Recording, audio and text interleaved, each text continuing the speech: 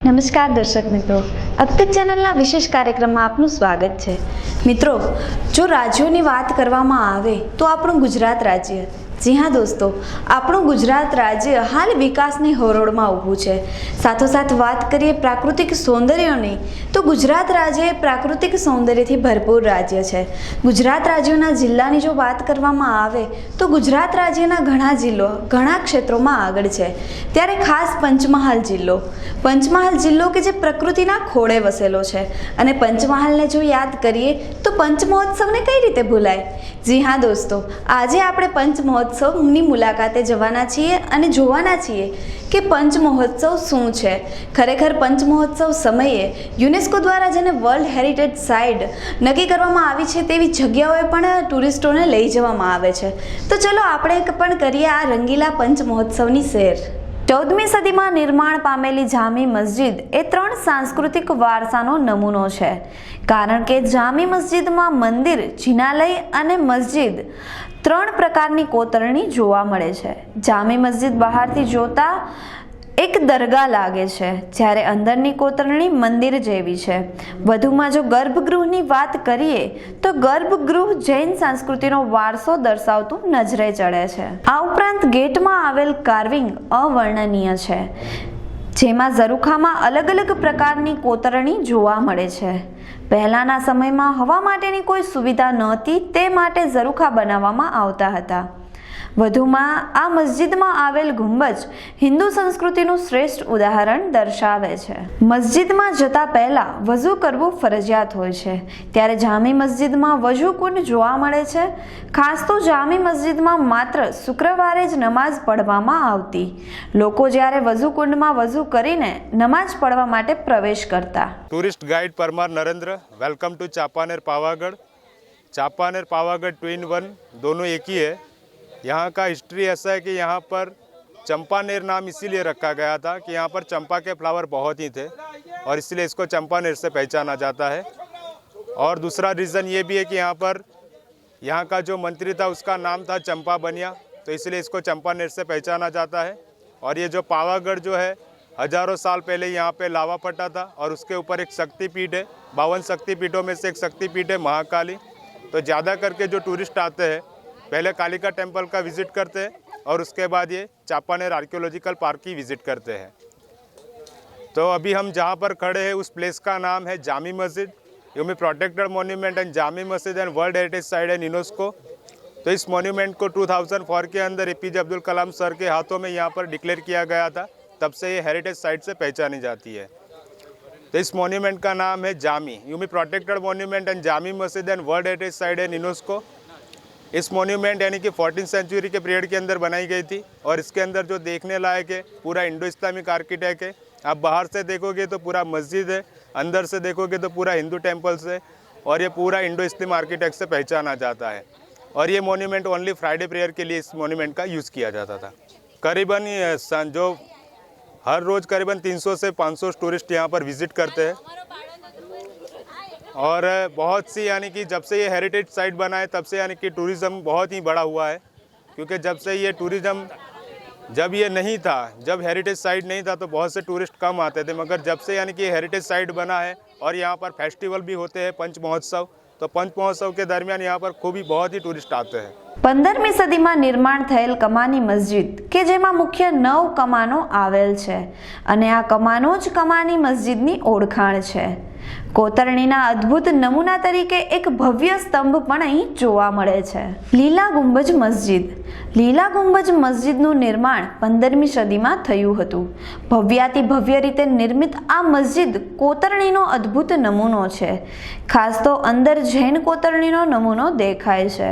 2 માળ ધરાવતી આ મસ્જિદનો મુખ્ય આધાર સ્તંભોને જ ગણવામાં આવે છે, જે વાત કરવામાં આવે પંચમહાલ જિલ્લાની તો આપણે અત્યારના પંચમહાલના અનેકવિધ સ્થળોની મુલાકાત કરી છે, જેમાં આપણે તળાવની પણ મુલાકાત કરી હતી અને બોટિંગની પણ ખાસ તો મજા માણી હતી. ત્યારે અત્યારના હું લીલા ગુંબજમાં ઊભી છું કે જે આશરે 600 વર્ષ જૂનું છે અને અહીંયા એટલા સહેલાણીઓ આવે છે કે જેની સંખ્યા પણ ન ગણી શકાય.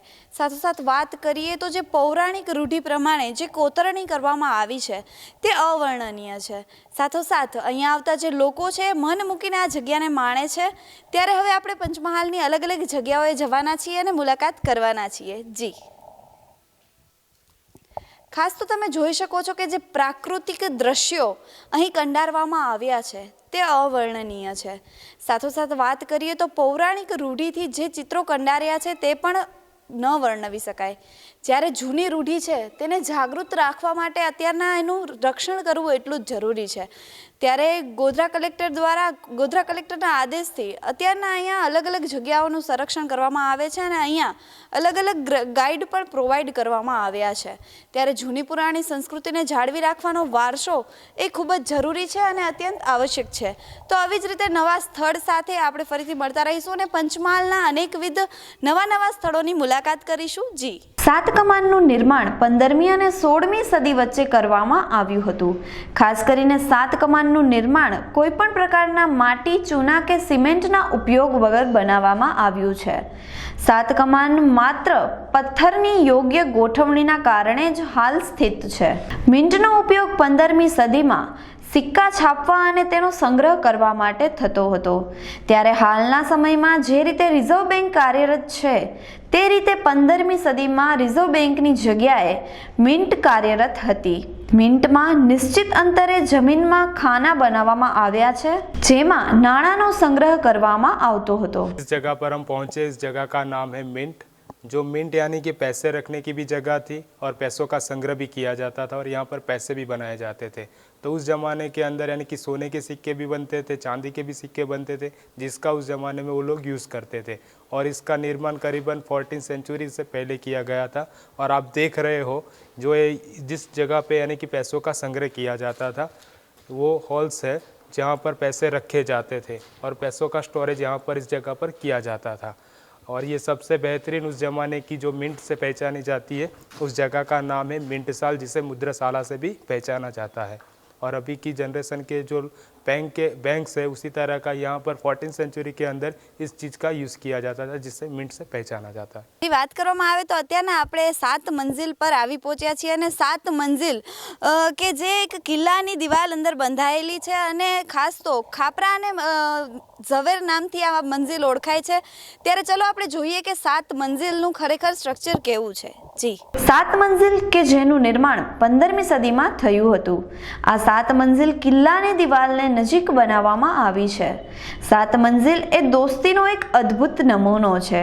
ખાપરા અને ઝવેર આ બંનેની દોસ્તીને 7 મંજિલ આજ પણ ઉજાગર કરે છે. 52 શક્તિપીઠમાંની એક શક્તિપીઠ મહાકાળી કે જે પાવાગઢ પર્વત પર બિરાજે છે. ત્યાં જવા માટે યાત્રિકોને સરળતા રહે તે માટે રોપવેની સુવિધા જોવા મળે છે. સાથોસાથ મંદિર પર ભવ્ય બજારનું નિર્માણ કરવામાં આવ્યું છે જ્યાં માતાજીને ધરવા માટે ચુંદડી, નારિયેલ સહિતના પ્રસાદ અને દરેક પ્રકારની જ્વેલરી પણ જોવા મળે છે. વધુમાં લોકોને ફોટો માટે અલગ અલગ ફોટો સાઇટ્સ પણ જોવા મળે છે. મારું નામ જયેશકુમાર વાસુદેવભાઈ જોશી. પાવાગઢ ડુંગર ઉપર છેલ્લી 4 પેઢીથી અમે અહીં આગળ વસવાટ કરીએ છીએ. અમારા દાદા વખતે અહીં આગળ ઘણા બધા પથ્થર ટેકરાઓ તોડીને અમે જગ્યાઓ સમતળ કરી અને વસવાટ કરેલો છે. આજે પરિસ્થિતિ એવી છે કે દર વર્ષે યાત્રાળુઓની સંખ્યા 20% પ્રમાણમાં ગ્રોથ એટલે કે પબ્લિક વધે છે. એના પ્રમાણમાં પાવાગઢ ડુંગર ઉપર ઘણી બધી અવ્યવસ્થાઓ છે અને એ અવ્યવસ્થાઓને લઈને આવનારા સમયમાં ડેવલપમેન્ટ થવું જોઈએ. જે અત્યારે જે ડેવલપમેન્ટ થયું છે બહુ સરસ અને બહુ સારું જ થઈ રહ્યું છે. આવો કોન્ટ્રાક્ટર મળવો મુસીબત છે કારણ કે આટલા ડુંગર ઉપર એની મશીનરી ચડાવી અને કામ કરવું એ બહુ અઘરી વસ્તુ છે.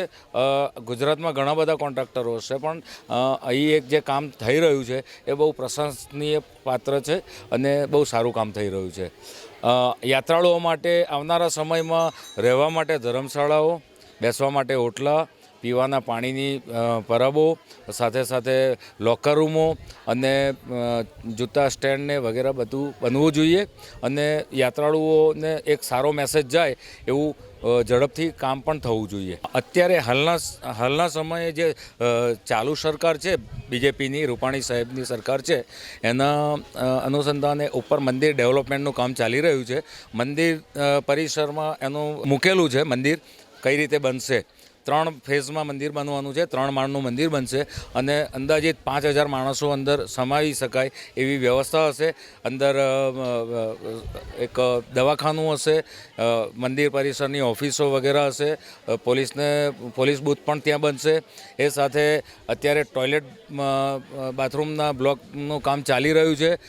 ભવિષ્યમાં કદાચ ધર્મશાળાનું પણ આયોજન થઈ જશે અને એક સારું સુવિધા ઊભી થઈ રહી છે. અમુક પોઈન્ટ ઉપર પોલીસ બૂથ પણ બની રહ્યા છે અને એ રીતે પરબો પણ બની રહેશે અને એવું આગળ ભવિષ્યમાં બીજા જે વિચારો આવશે, ગાર્ડન છે, પછી બીજા અધર પ્લેસ, જોવાલાયક પ્લેસો છે, એ બધા ડેવલપમેન્ટ થવાની બાકી છે. પંચમહોત્સવ માણવા આવતા વિદેશી અને પંચમહાલ બહારના લોકો માટે કુદરતી વાતાવરણમાં રહેવા માટે ભવ્યાતિ ભવ્ય ટેન્ટ સિટીનું આયોજન કરવામાં આવ્યું છે, જેને કારણે લોકો વિશાળ જગ્યામાં શાંતિપૂર્ણ રહી શકે. ટેન્ટમાં આવતા લોકો માટે જમવાની, અલગ અલગ ગેમ રમવાની તેમ ઘણી બધી સુવિધાઓ આપવામાં આવી હતી. આ ઉપરાંત મહિલાઓ માટે મહેંદી, કેમ્પ ફાયર જેવી અલગ અલગ સુવિધાઓ પૂરી પાડવામાં આવી હતી. ખાસ તો 50 વિશાળ ટેન્ટમાં તમામ પ્રકારની સુવિધાઓ લોકહિતને ધ્યાનમાં લઈને કરવામાં આવી હતી. હાલની ભાગદોડવાળી લાઈફમાં માણસ હંમેશા શાંતિ ખોજતો હોય છે. તેમાં પણ કૃત્રિમ શાંતિને બદલે લોકો પ્રાકૃતિક સૌંદર્ય અને કુદરતી શાંતિ ઝંખતા હોય છે. ત્યારે શાંતિ અને પ્રાકૃતિક સૌંદર્ય માણવા માટે પંચમહોત્સવ બેસ્ટ જગ્યા છે. 5 દિવસીય ઉત્સવ એટલે પંચમહોત્સવ. પંચમહાલ વિસ્તારમાં યુનેસ્કો દ્વારા જે સાઇટને વર્લ્ડ હેરિટેજ સાઇટમાં સમાવવામાં આવી છે, તે સાઇટ પર લોકો જઈને ભવ્યાતિ ભવ્ય કોતરણીના નમૂના જોવાનો લાહવો લેતા હોય છે. છેલ્લા 3 વર્ષથી જ્યારે પંચમહોત્સવનું આયોજન કરવામાં આવે છે, ત્યારે સતત 4થા વર્ષે પણ આયોજન કરવામાં આવ્યું છે. શું કહેશો આપ? પંચમહોત્સવની શરૂઆત 2015માં કરવામાં આવી હતી. ચાંપાનેર પાવાગઢ એક એવી ધરતી છે જ્યાં ધર્મ, સંસ્કૃતિ, ઇતિહાસ અને પ્રાકૃતિક સૌંદર્યતા આ બધાને બહુ સરસ સંગમ થાય છે અને જેના લીધે પ્રવાસન અને પ્રવાસનથી જોડાયેલા જેટલા પણ ઉદ્યોગો છે એનો બહુ સરસ વિકાસ થઈ શકે. આ જ એક અભિગમ સાથે 2015માં ચાલુ કરવામાં આવ્યું હતું અને દર વર્ષે પંચમહોત્સવની ગરિમામાં વધારો જ થયો છે. દર વર્ષે આપણે કોઈ નવે કરીએ છીએ અને આ 5 દિવસનું જે ઉત્સવ હોય છે, આ વર્ષે 22 તારીખથી ચાલુ થયું અને 26 તારીખ સુધી ચાલવાના છે, એટલે કે કાલ સુધી. જેમાં આપણે ઘણી બધી forest trails, heritage tours, pilgrimage tours, પછી ક્રાફ્ટ બજાર, ફૂડ બજાર અને કલ્ચરલ ઇવેન્ટ્સ, જેમાં આપણે મોટાભાગે સ્થાનિક કલાકારોને એક ઓપોર્ચ્યુનિટી આપીએ છીએ કે આ લોકો પોતાની કલાનું પ્રદર્શન કરી શકે. અને પછી ગ્રાન્ડ આપણે જે દરરોજ એક વર્લ્ડ રિનાઉન્ડ કલ્ચરલ ઇવેન્ટ હોય છે, જેમાં વર્લ્ડ રિનાઉન્ડ આર્ટિસ્ટ આવે છે, જેનાથી આજુબાજુના લોકોને એક્સપોઝર થાય અને સારા મ્યુઝિક અને કલા સાથે એક્સપોઝર થાય. આ જ અભિગમ સાથે આજે શ્રી ઓસ્માન મીર અહીંયા પરફોર્મ કરવાના છે, કાલે કૈલાશ ખેર કરવાના છે, ગઈકાલે ભૂમિ ત્રિવેદીએ પરફોર્મ કર્યું હતું, એના પહેલાં કિંજલ દવે અને એના પહેલાં દર્શન રાવલ 22 તારીખે એમના દ્વારા ઓપન કરવામાં આવ્યું હતું. સર, આ ઉપરાંત આ 5 દિવસ દરમિયાન કેટલા લોકો અંદાજે મુલાકાત લેતા હોય છે પંચમહોત્સવ? આ વખતે મુલાકાત લોકોની બહુ સારી છે. આપ અત્યારે જ જોઈ શકો કે આપણા જે કલ્ચરલ ઇવેન્ટ્સ છે આમાં લગભગ 50,000 થી 60,000 લોકો આવે છે અને આપણા જે એક્ઝિબિશન્સ છે, થીમ પેવિલિયન છે અને ફૂડ ક્રાફ્ટ અને અમ્યુઝમેન્ટ પાર્ક્સ, આમાં પણ મોડી રાત સુધી લગભગ કોઈ પણ સમયે 10,000 થી 15,000 લોકો હાજર હોય છે. ભૈરવી મણિયાર. ભૈરવીબેન, તમે ખાસ તો ક્યાંથી આવો છો? અમે અમદાવાદથી આવ્યા છીએ અત્યારે. અમદાવાદથી તમે આ જગ્યા પર આવ્યા છો, તો અહીંયા આવીને તમે લોકોએ કેવું એન્જોય કર્યું? ખાસ તો કઈ પ્રવૃત્તિઓ તમે કરી? ખૂબ જ મજા આવી. અમે યસ્ટરડે આવ્યા હતા. યસ્ટરડે ઇવનિંગમાં આવી ગયા.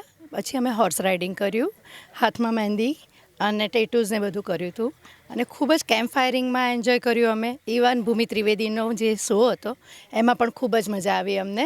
રાત્રે બાળકોએ ખૂબ એન્જોય કર્યું, કેમ્પ ફાયરિંગમાં બેઠા હતા અને એ લોકો એમની રીતે જે અત્યારે ઓપન ગ્રાઉન્ડમાં રમવા મળે છે એ પણ અત્યારે તમે જોઈ શકો છો કે કેટલું સુંદર રીતે એન્જોય કરે છે બાળકો. આ ઉપરાંત જ્યારે સુવિધાઓની વાત કરીએ તો અહીંયા આગળ આપને કેવી સુવિધાઓ મળેલ છે? આઈ થિંક કોઈ હોટલથી કમ નથી. ખૂબ જ સુંદર રીતે એમને ટેન્ટનું આયોજન કરેલું છે અને અંદર પણ એમને ટોયલેટથી માંડીને બધી જ ફેસિલિટી, ઇવન અમને મોર્નિંગમાં બેડ કોફી, બેડ ટી બધું જ પ્રોવાઈડ એમને કર્યું હતું.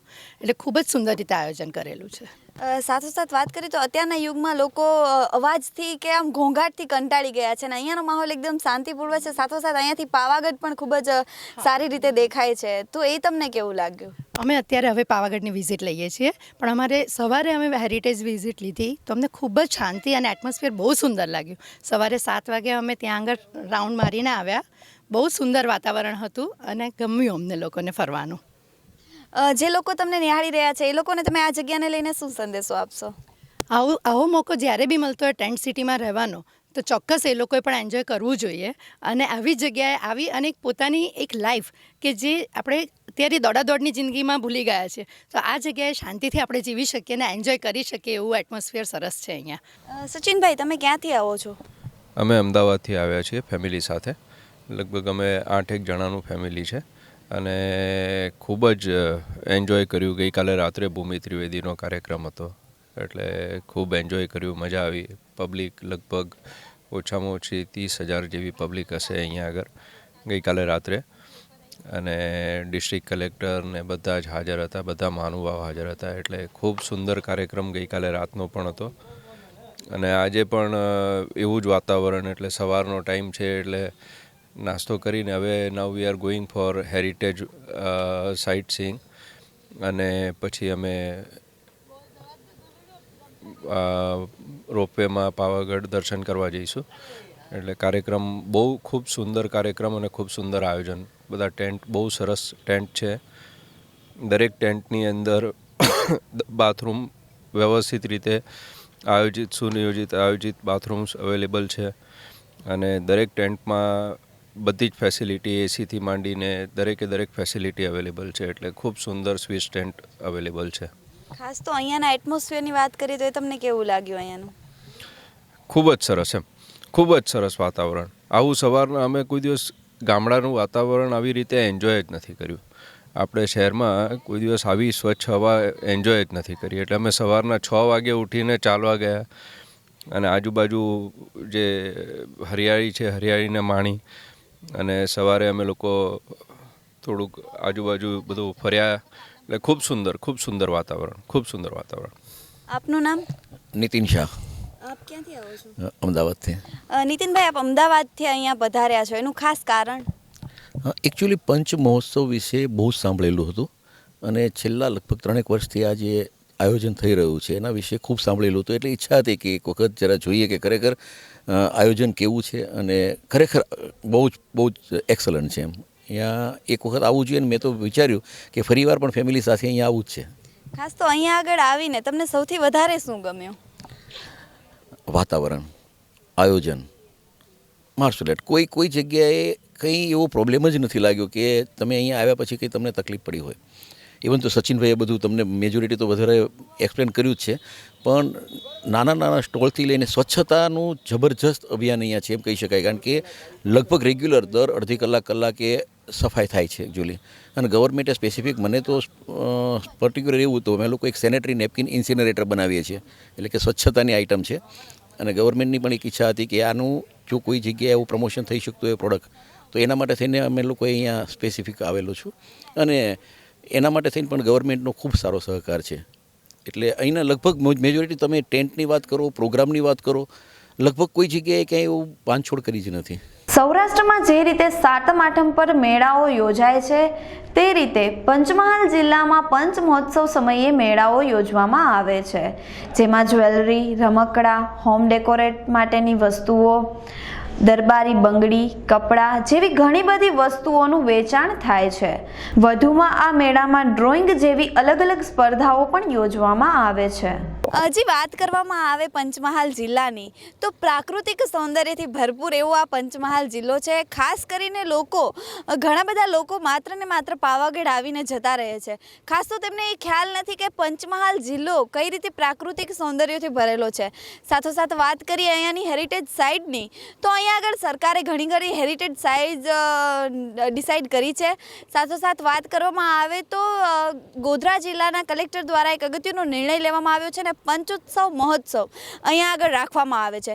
ત્યારે ખાસ કરીને આ પંચોત્સવ મહોત્સવમાં ઘણા બધા લોકો પંચોત્સવમાં જોડાય છે અને અહીંયા આવીને એક અલગ જ આનંદની લાગણી કરે છે. સાથોસાથ વાત કરીએ તો પંચોત્સવમાં મહેંદીની કોમ્પિટિશન, કેમ્પ ફાયર જેવી ઘણી બધી પ્રવૃત્તિઓ કરવામાં આવે છે.